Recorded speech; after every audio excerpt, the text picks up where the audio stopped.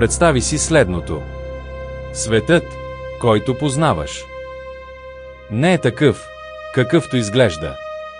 Правителства, кралски семейства, милиардери, президентски речи. Ами ако зад човешките лица се крие нещо друго, нещо древно, студено, без емоции, нещо нечовешко. Добре дошъл в света на рептилите. Историята на рептилоидните същества не започва с интернет. Не започва с конспирациите на 20 век. Тя започва хиляди години назад.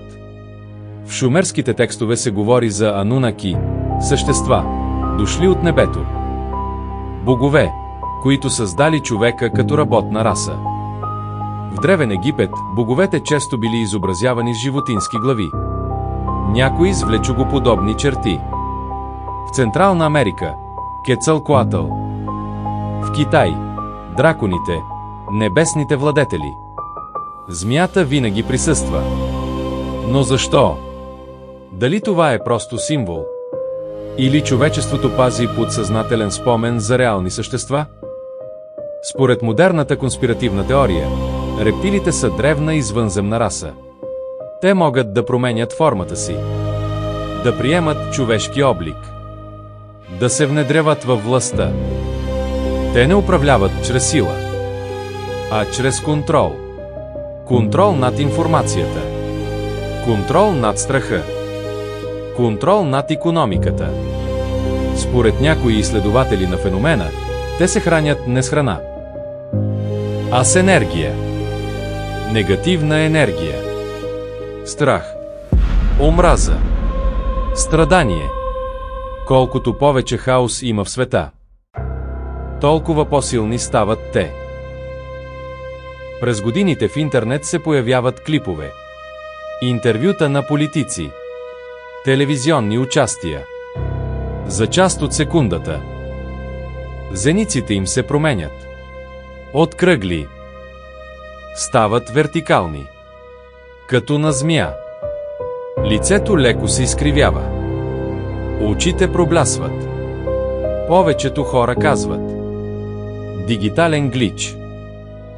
Но вярващите в теорията казват: момент на разкриване.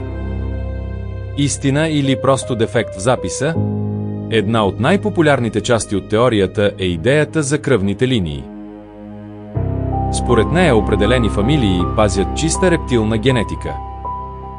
Тези фамилии уж контролират банковата система, медиите и глобалната политика. Смята се, че те се разпознават по студен поглед, липса на емпатия, символика с змии и дракони. Разбира се, няма научни доказателства за това, но теорията продължава да живее. Нека погледнем и другата страна. Може ли теорията за рептилите да е метафора? Мозъкът ни има така наречения рептилен мозък, най-древната част, отговаряща за инстинкти и оцеляване. Някои психолози смятат, че рептилите символизират студената, безчувствена страна на властта. Когато казваме «той е змия», може би просто описваме човешка черта, а не извънземен произход.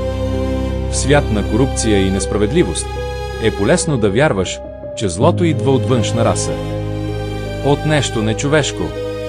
Защото ако злото е човешко, тогава проблемът е много по-дълбок.